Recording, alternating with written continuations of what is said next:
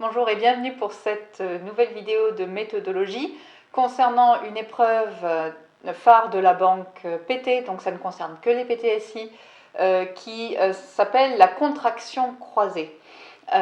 Donc je rappelle aux PTSI que vous avez pour votre concours en fait trois épreuves en deux, parce que dans une épreuve vous avez la synthèse de documents, donc nous avons abondamment travaillé en classe, et dans l'autre épreuve vous avez couplé l'expression écrite et donc la contraction croisée, dont nous allons voir en quoi elle consiste aujourd'hui. La contraction croisée. Alors qu'est-ce que ça veut dire? Contraction croisée. Contraction, donc il y a une idée de synthétisation, on est toujours dans cette idée de synthèse que l'on avait déjà dans la synthèse de documents, donc de résumé. Croisée, pourquoi? Parce qu'on part d'un texte long en français que l'on va devoir donc résumer, contracter, en anglais. Il faut bien faire attention ici déjà au fait que la contraction croisée n'est pas un exercice de traduction. Il ne s'agit donc pas de prendre des morceaux du texte de départ et de les traduire mot à mot. Il s'agit bien donc d'un résumé dans une autre langue.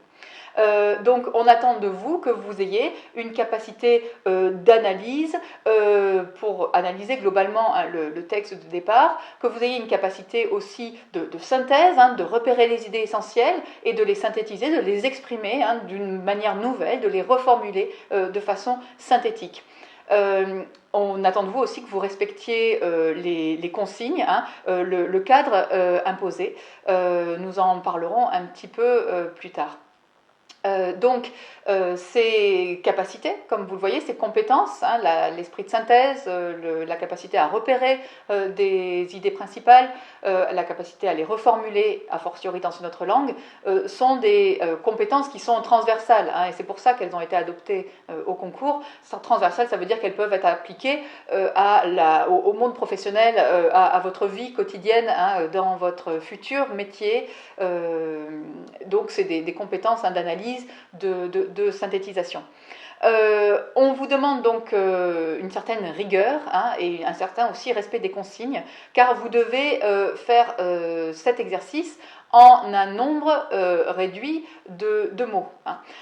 Donc on va noter, avant que je vous dise exactement en quoi consiste cette contraction croisée, le correcteur sur votre copie va noter évidemment la qualité de la langue et aussi la qualité de la synthèse. Alors, la fidélité par rapport au texte, parce que vous avez déjà bien compris le texte de départ, ce n'est pas parce qu'il est en français qu'il n'y a pas parfois de contresens dans les copies. Est-ce que vous avez respecté le nombre de mots demandés? Alors, il y a une pénalité attribuée pour le non-respect du nombre de mots. Cette synthèse doit être faite en 130 mots, et là on vous donne plus ou moins 10%. Donc 130 mots plus ou moins 10%, il faut absolument respecter cela parce que vous allez être fortement pénalisé dans le cas contraire. En cas de non-respect du nombre de mots, votre note sera divisée par 2 pour un écart entre 10 et 20%. Donc vous avez une fourchette de 10%, au-delà de ça jusqu'à 20%, note divisée par 2. Si vous dépassez les 20%, vous aurez tout simplement 0. Donc il faut bien suivre la consigne, non seulement d'avoir ce nombre de mots limite, d'indiquer aussi à la fin le nombre de mots. Alors n'essayez pas de tricher, parce que souvent on recompte les mots et ça se voit tout de suite quand il y a beaucoup plus de mots que ce qu'il devait y avoir au départ. Donc voici pour les critères de notation et pour ce qu'on attend de vous dans la synthèse. Donc je vous le rappelle, vous aurez un long texte en français, que vous devrez résumer en anglais en donnant un titre à votre résumé. Je vous retrouve dans une prochaine vidéo pour vous présenter un petit peu les écueils de cette épreuve, ce qu'il faut faire et ce qu'il ne faut pas faire. See you soon.